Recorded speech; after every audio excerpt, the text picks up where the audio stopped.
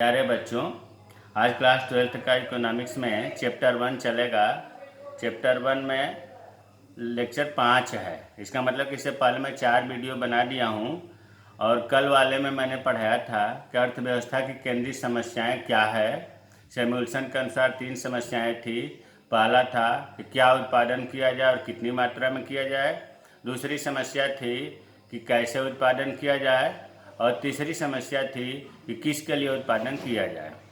आज हम लोग पढ़ेंगे उत्पादन संभावना वक्र।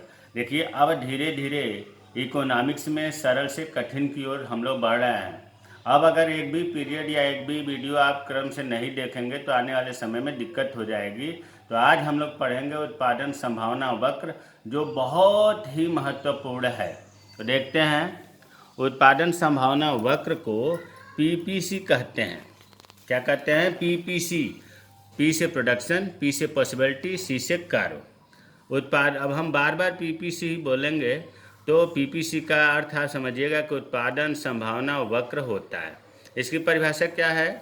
उत्पादन संभावना वक्र वह वक्र है जो दो वस्तुओं के उन सभी संयोगों को प्रकट करता है जिन्हें अर्थव्यवस्था में उपलब्ध तकनीक और दिए हुए संसाधनों का पूर्ण उपयोग करके उत्पादित किया जा सकता है। प्यारे बच्चों, हमें पता है आपको समझ में नहीं आया होगा, लेकिन अभी इसे हम समझाएंगे तो समझ में आएगा। देखिए, सबसे पहले इसमें ध्यान देना है दो वस्तुओं। इसका मतलब कि दो वस्तुओं का उत्पादन होगा। मान लिया कि एक वस्तु x है और दूसरी वस्तु y है। उन सभी संयोगों को कॉम्बिनेशन कहते हैं और इसका एक और नाम है संयोजनों। तो कॉम्बिनेशन, उन दो वस्तुओं के बीच में हम कितने प्रकार का कॉम्बिनेशन करेंगे कि अधिक से अधिक उत्पादन हो, जिन्हें अर्थव्यवस्था में उपलब्ध तकनीक, अर्थव्यवस्था का मतलब देश होता है। अब यहाँ देखिए, उपलब्ध तकनीक और दिए हुए संसाधन, ये चीज़ बहुत महत्वपूर्ण है, इन्हें समझना है। उपलब्ध तकनीक, अपने अर्थव्यवस्था में पूर्ण अर्थव्यवस्था की बात करें तो मुख्य रूप से दो तकनीक होती है। एक तो होता है श्रम प्रधान तकनीक, जिसमें श्रम की बहुतायत होती है, और दूसरा होता है पूंजी प्रधान तकनीक। इन दोनों तकनीकों में से कौन उपलब्ध कराना है, इसमें से निर्णय लेता है उत्पादक। और दिए हुए संसाधनों का, संसाधन क्या है? हमने संसाधन की परिभाषा बताए थे कि वे सभी वस्तुएं और सेवाएं जो अन्य वस्तुओं और सेवाओं के उत्पादन में सहयोग दें, उत्पादन के लिए प्रयोग किया जाता है, और संसाधन कहलाते हैं। तो दिए हुए संसाधन का पूर्ण उपयोग करके उत्पादित किया जा सके।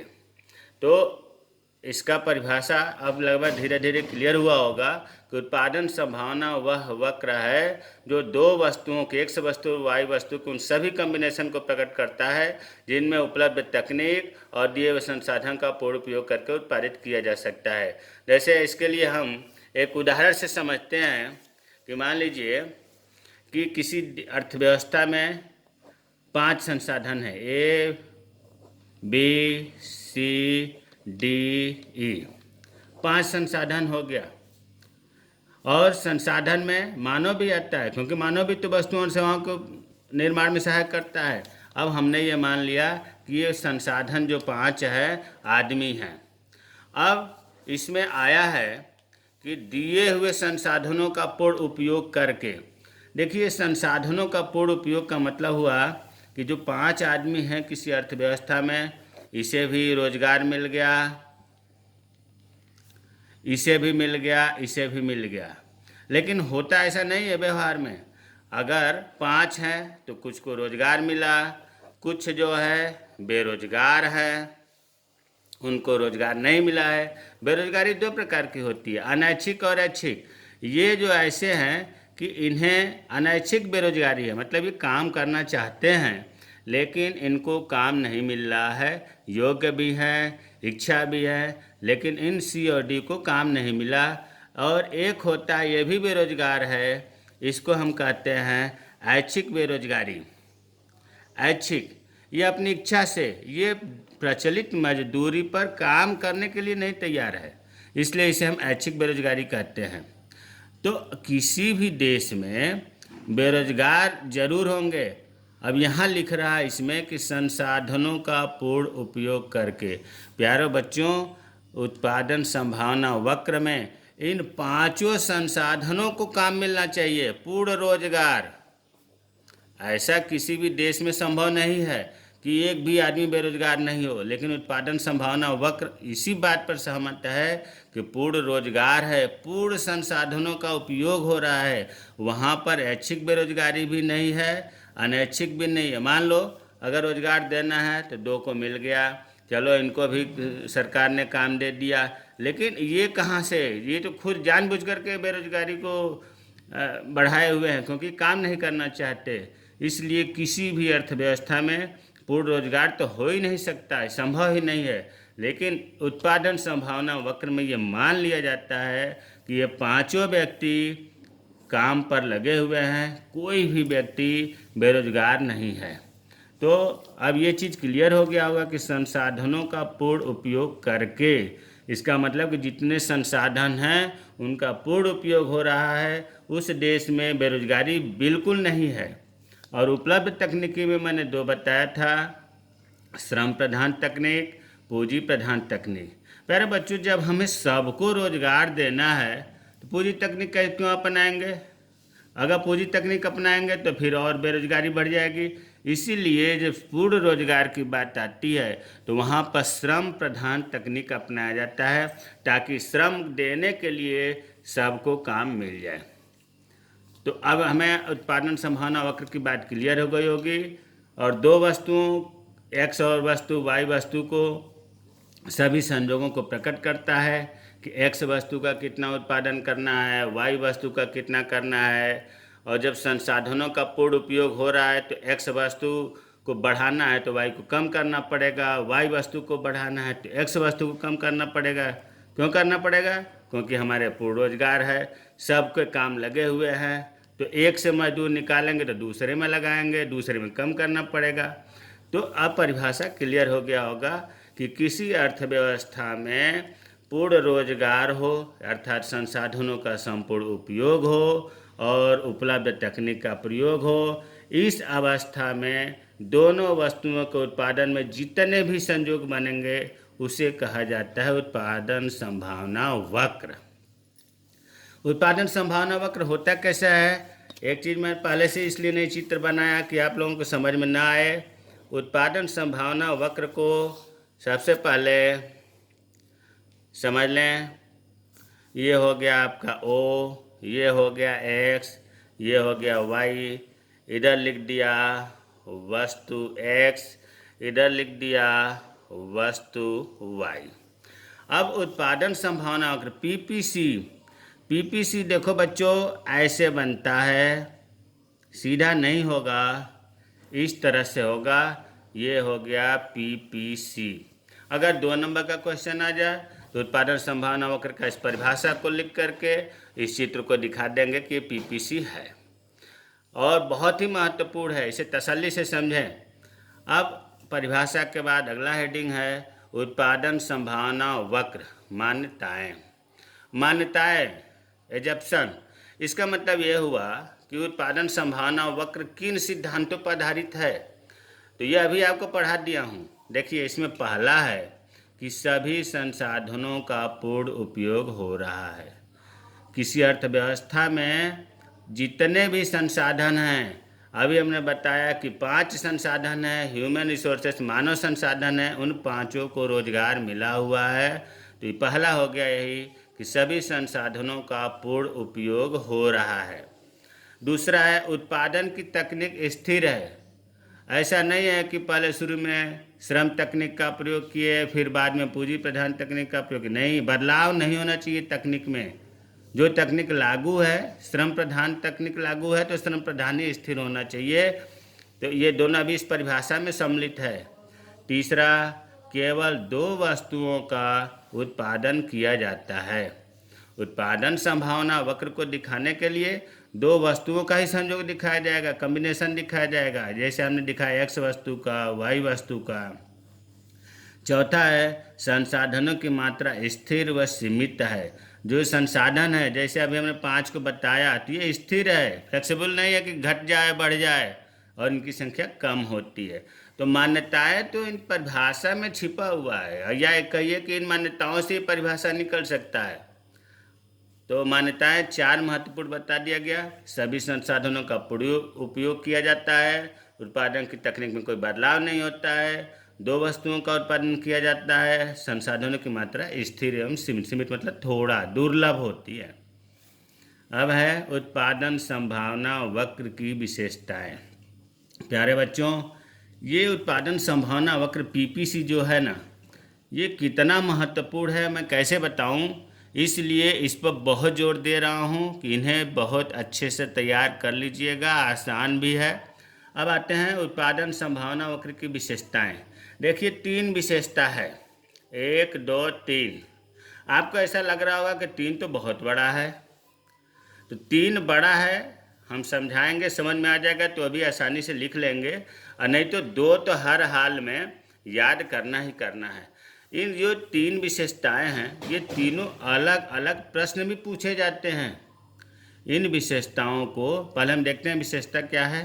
पहली विशेषता है उत्पादन संभावना वक्र मतलब पीपीसी बाएं से दाएं नीचे की ओर गिरता है। देखो चित्र में हमने दिखाया है, इधर लेफ्ट साइड है, इधर राइट साइड है, इधर दायां है, इधर बायां है। तो बाएं से दाएं की ओर पीपीसी गिरता हुआ आ रहा है, यही चीज़ है। अब क्यों गिरता है ये आगे बताएंगे, प्रश्न पूछा जाएगा इम्तहान में कि पीपीसी बाएं से दाएं नीचे की ओर या ढालू क्यों होता है, 1 नंबर में पूछा जाता है। तो पहली विशेषता तो आपको इस चित्र से ही याद हो गया कि पीपीसी बाएं से दाएं की ओर गिरता हुआ होता है। दूसरा है पीपीसी मूल बिंदु के प्रति नतोदर होता है। एक शब्द आ गया इसमें, नतोदर। देखिए ये जो उठा हुआ है, पीपीसी उठा हुआ है, उभरा हुआ है, इसे ही नतोदर कहते हैं। और इसका ठीक उल्टा अगर हम करें, जैसे ये तो हो गया नतोदर, और इस तरह से अगर हो जाए तो ये उन्नतोदर हुआ। तो हमें जो है पीपीसी के बारे में विशेषता लिख रहे हैं, तो दूसरा हुआ कि पीपीसी मूल बिंदु ओ है, ओ के प्रति या ओ की तरफ नतोदर होता है, सबसे अधिक इस मूल बिंदु के सामने उठा हुआ है। तो दूसरी विशेषता हो गई पीपीसी मूल बिंदु के प्रति नतोदर होता है। तीसरा है जो आप देखकर घबरा रहे होंगे कि तो बहुत लंबा पॉइंट है, ये तो याद ही नहीं होगा, इसको आप ध्यान से समझिए। देखिए ये भी आ जाएगा, पीपीसी पर एक्स और वाई का कोई भी संयोग तकनीक दृष्टि से कुशल और संसाधनों का पूर्ण उपयोग दर्शाता है। ये कह रहा है पीपीसी पर, आपका ये पीपीसी वक्र है, इसके ऊपर, पीपीसी के ऊपर मतलब पीपीसी पर का ये पॉइंट अगर हो गए तो इन पर अगर कोई संयोग है तो ये दर्शाता है कि रोजगार, पूर्ण रोजगार है, संसाधनों का पूर्ण उपयोग हो रहा है। तो वही चीज़ है कि एक्स और वाई, पीपीसी पर एक्स और वाई का कोई भी संयोग तकनीकी दृष्टि से कुशल मतलब वहाँ बहुत अच्छी तकनीक काम कर रही है और संसाधनों का पूर्ण उपयोग हो रहा है। जबकि इसके भीतर मान लो यहाँ कोई बिंदु हो, दो वस्तुओं का संयोग, तो ये तात्पर्य है कि यहाँ पर तकनीक अकुशल है, तकनीक का प्रयोग सही ढंग से नहीं हो रहा है, यहाँ पर संसाधनों का अल्प प्रयोग हो रहा है। यहाँ पीपीसी के ऊपर था तो संसाधनों का पूर्ण उपयोग हो रहा था, पीपीसी के अंदर अगर पॉइंट हो गया तो संसाधनों का अल्प उपयोग हो रहा है। तो वही चीज़ लिखा है, जबकि इसके भीतर, पीपीसी के भीतर और संसाधन भीतर प्रत्येक बिंदु तकनीकी दृष्टि से अकुशल और संसाधनों का अल्प उपयोग दर्शाता है। और इस रेखा मतलब पीपीसी रेखा से बाहर अगर कोई बिंदु है तो सोचने की बात है कि जब संसाधनों का पूर्ण उपयोग पीपीसी के ऊपर ही हो रहा है तो इसके ऊपर तो हम पहुंच ही नहीं सकते। यहाँ एक भी आदमी बेरोजगार नहीं है तो आगे कहाँ से आदमी मिलेगा। तो अगर ऐसा है तो पीपीसी के ऊपर संसाधनों का और वृद्धि होगा और विकास होगा।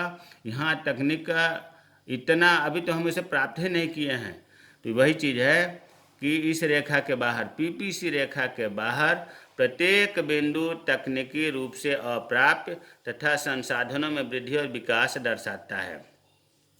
तो ये 3 विशेषता है। पहली विशेषता हो गई कि पीपीसी बाएं से दाएं की ओर गिरता है। दूसरी विशेषता हो गई कि पीपीसी मूल बिंदु के प्रति नतोदर होता है। तीसरी विशेषता हो गई कि अगर पीपीसी पर कोई बिंदु है तो वहां संसाधनों का पूर्ण उपयोग हो रहा है, तकनीकी का पूर्ण उपयोग हो रहा है। पीपी से अंदर अगर कोई बिंदु है तो संसाधनों का अल्प उपयोग हो रहा है, तकनीकी का अल्प उपयोग हो रहा है। पीपीसी से बाहर या ऊपर अगर कोई बिंदु है तो वह तकनीकी अप्राप्य है, वहाँ संसाधनों का वृद्धि और विकास दर्शाता है। तो प्यारे बच्चों, आज हम लोग पढ़े उत्पादन संभावना वक्र की परिभाषा, उत्पादन संभावना वक्र का चित्र, उत्पादन संभावना वक्र की मान्यताएं और उत्पादन संभावना वक्र की विशेषताएं। अब देखो, पहली जो विशेषता है, उत्पादन संभावना वक्र बाएं से दाएं नीचे की ओर गिरता है। अब ये तीनों विशेषता 3 प्रश्न बनेंगे। पहला प्रश्न है, उत्पादन संभावना वक्र बाएं से दाएं या नीचे की ओर ढालू क्यों होता है? तो अगर इसे हम बनाएंगे तो वीडियो ज़्यादा लंबा हो जाएगा, आपके समझ से परे भी हो जाएगा। इसलिए इन तीनों विशेषताओं के बारे में नेक्स्ट वीडियो में पढ़ेंगे, क्योंकि इनमें तसल्ली से, बहुत ध्यान से, एकाग्रचित्त हो करके पढ़ना है।